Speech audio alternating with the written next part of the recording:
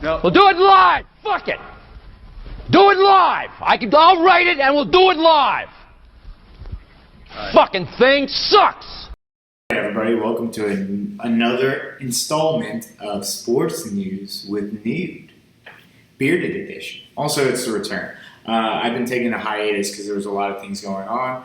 Nothing personal, everything's been good. But hey, we've been promoting a certain winging challenge, so hopefully I see everybody there at Anchor Bar in Leesburg, right next to the Wigmans. If you live in Virginia, we also will be live streaming it from Four Corners Radio and my personal account. But let's just get into the news sports-wise. Obviously, the NFL preseason has started up. Everybody is doing the whole lambada of, oh my God, my quarterback looks good. Oh my God, my running backs looks great against third string and fourth string and fifth string defensive players. My goodness gracious. Let's just not forget, okay? This has happened 20 million times. Last year, people did the opposite reactions to Josh Jacobs in the Hall of Fame game. We saw him play maybe 2 quarters, and then everybody's like, oh, that's it. Josh Jacobs is a backup. He's going to be a backup to Zamir White, who turned out to not be the guy that we all thought he was going to be. And Josh Jacobs turned into, the third best running back in the NFL last year. So there you go.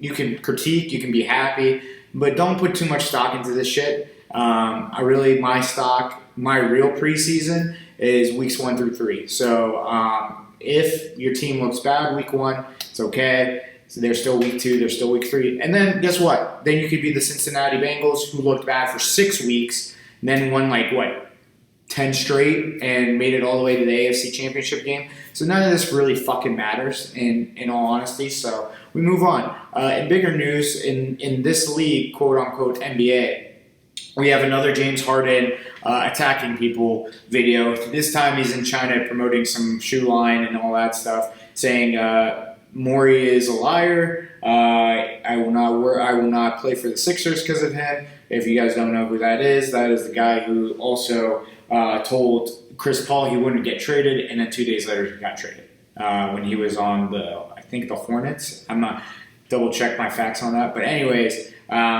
And then Kyrie commented under Woj's tweet saying, oh, we're calling him disgruntled, but he's telling the truth. Honestly, I'm on the side of the players.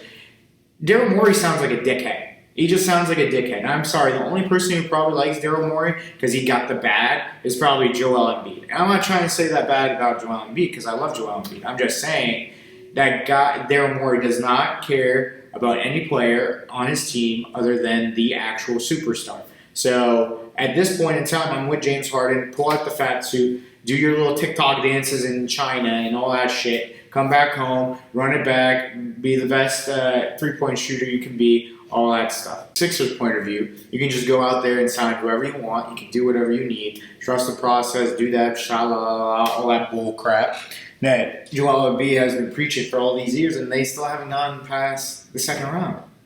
At this point, I don't know what to do with the Sixers. I don't care. And then you have the listen, I'm going to bring it up. Shut up. I got it. Fuck you. All right? Damian Lillard, the whole Heat thing, blah, blah, blah. All right? Fuck off. I understand. We don't know what's going to happen. Great. Wonderful. Can we move on? Thank you. God, man. This Damian Lillard thing is really pissing me off. MLB. It's heating up. The race is heating up. Right now, the best teams are the Orioles. Thank you, God. And the Braves. The Rangers, they're all doing great, so we'll see what happens. I don't know what else to talk about. Oh, I know what we could talk about. All right, so the Rays, one of the better teams in the AL, they're probably going to be in the wild card spot. However, their all-star shortstop, Wando Francisco, I don't know how to say that. That's probably butchered it. Anyways, is apparently dating a 14-year-old. Now, love is love and all that shit, but at the end of the day, you're dating a 14-year-old, and you're 22. What the fuck is going on? You have millions and millions of dollars. I'm not here to say listen, everybody's going to be like, oh, cool, what? I don't know, how to spin zone this. There's no spin zone positive, by the way. I'm not trying to spin zone positive in a positive way. I don't want to do that. That's not me, all right? I'm just wondering why you're dating a 14-year-old when you live in Tampa, one of the best places you can live in as a single guy, 22 years old, got a contract, and you're on one of the better teams in the MLB. Why'd you have to do all this? And then the Rays put out this his limited edition hat for 14 and younger. Man, everything. And then Twitter world, Twitter, they went absolutely bananas on it. And at this point, I just don't know. I don't know what is happening. I don't know what is going on. He literally has a high school sweetheart when he's in the MLB. I don't understand. It's not like this guy got signed out of high school and somehow made it to the big leagues the same year. He's 22 years old or something like that. That is the craziest story I've ever heard. Because that is just absolutely foul, absolutely disgusting.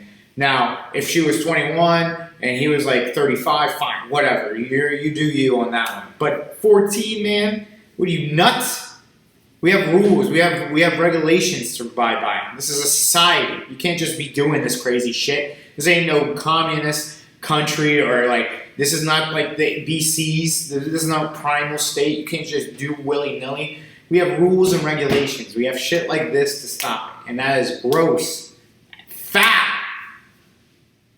Nothing really in the NHL. I don't know. Oh, golf. Golf. Pretty cool.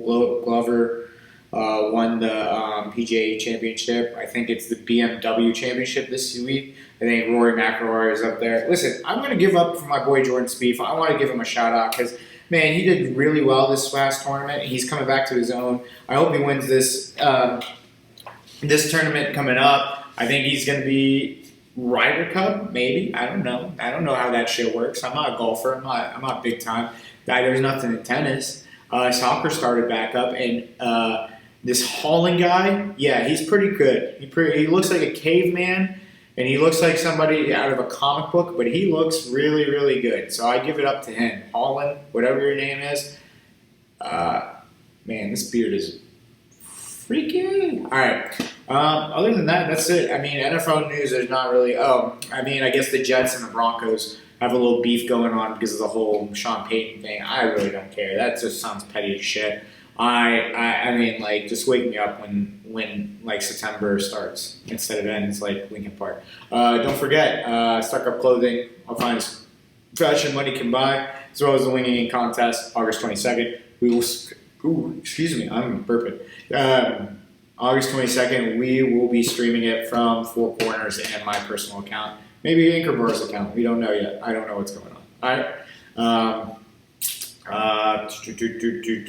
2 birds, no stones, fly high.